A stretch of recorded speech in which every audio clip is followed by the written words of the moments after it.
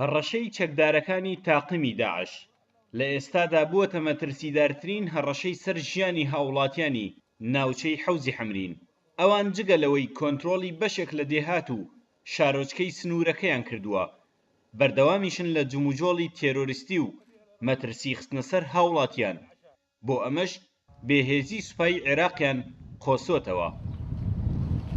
سكان الناحية الآن يعيشون حالة من القلق بسبب عدم ثقتهم بالحكومة الموجودة في المنطقة. دانیشتوانی ناحیەکە لە جۆرێک لە نائارامیدا ئەژین بەهۆی نەبوونی متمانەیان بە حکوومەت.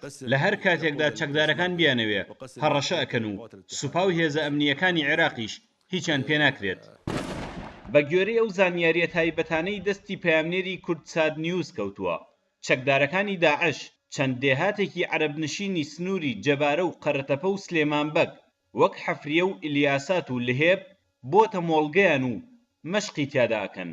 لە ڕووی لۆجستیشەوە ئەوان خاوەنی هەموو جۆرە چەکێکی گەورە و بچووکن و بەردەوامیش مەشق ئەکەن. لدينا معلومات بوجود مسلحين في مركز الناحية وكذلك في القرى المجاورة لنا. زانیاریمان هەیە کە چەکدارەکان لە ناو سەنتەری ناحیەکە و دێهاتەکانی دەوروبەریشدا بوونیان هەیە. ئەوان خاوەنی چەک و تەقەمەنی زۆرن و لەسەر هەموو کردەیەکی تێرۆریستیش ڕاهێنراون.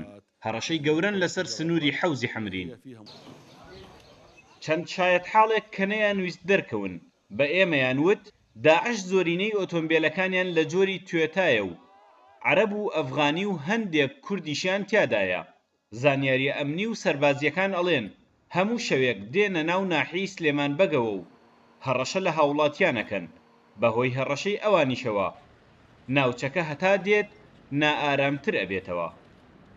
سامان کەریم، کورتساد نیوز، سنووری حەوزی حەمرین.